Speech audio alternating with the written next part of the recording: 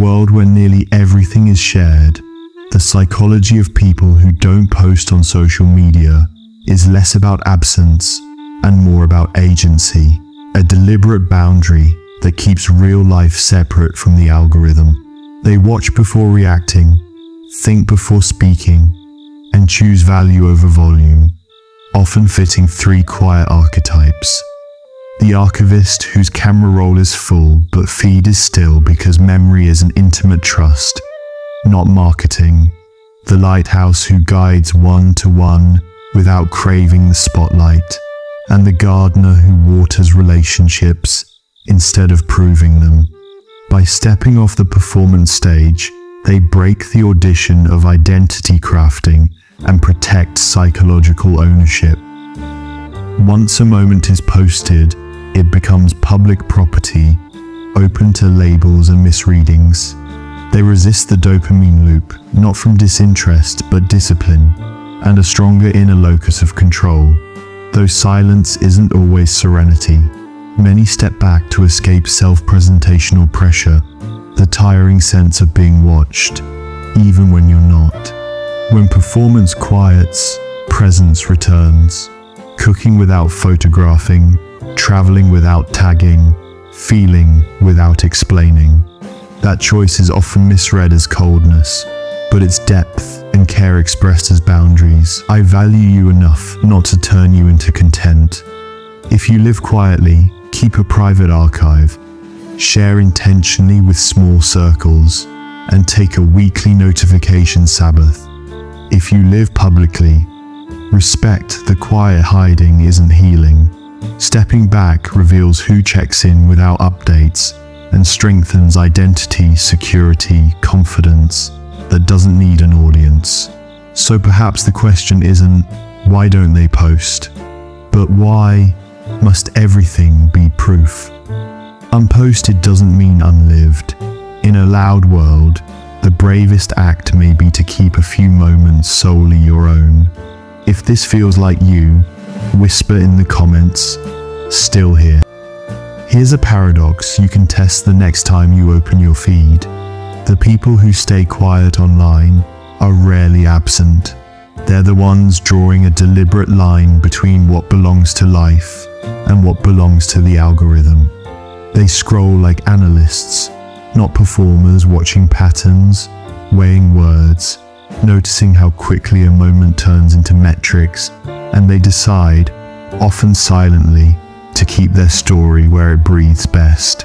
Off stage, psychologists have names for the forces they resist: social comparison, the dopamine reward loop, the spotlight effect that makes us feel watched even when no one is looking, and context collapse, where one post is judged at once by your boss, your mother, and a stranger from 3 countries away. Quiet people sense these traps intuitively. They can feel how a memory shifts once it becomes public property, how a private joy loses a thin layer of its meaning when it's packaged for approval.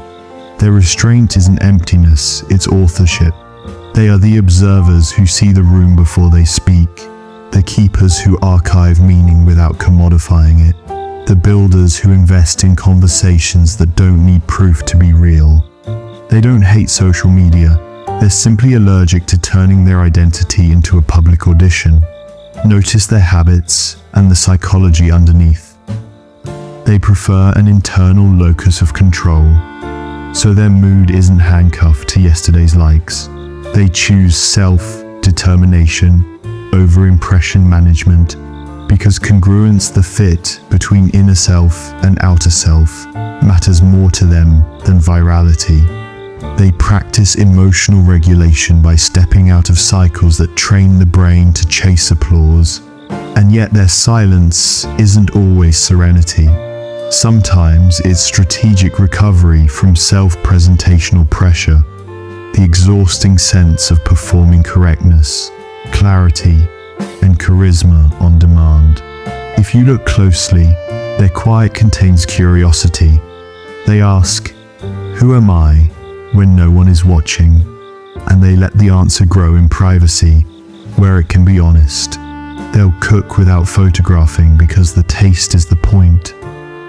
They'll travel without tagging because being there matters more than being seen there.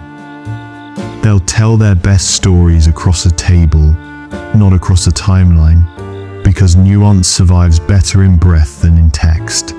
The counterintuitive truth is that quiet users often connect deeper. When you stop broadcasting, you notice who checks in without prompts. When you stop performing progress, you find the few who care about your process.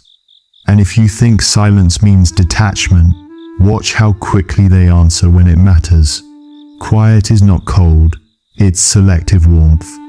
Here's a thought experiment to hold for the day. If your last beautiful moment had never been posted, would it be less real or more yours? If that question stings a little, it's because many of us learn to treat experiences as content first, memories second.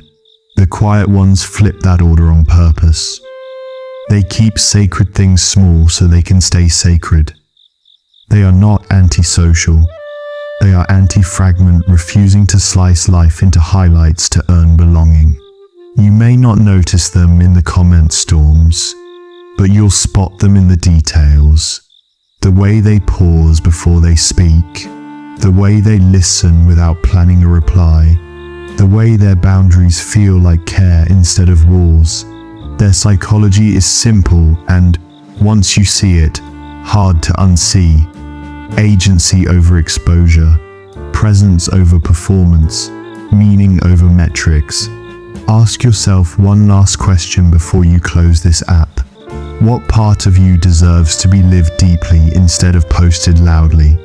If this felt uncomfortably true, subscribe now. This channel is for the few who'd rather understand than perform, and the next idea might be the one that quietly changes how you live online and off.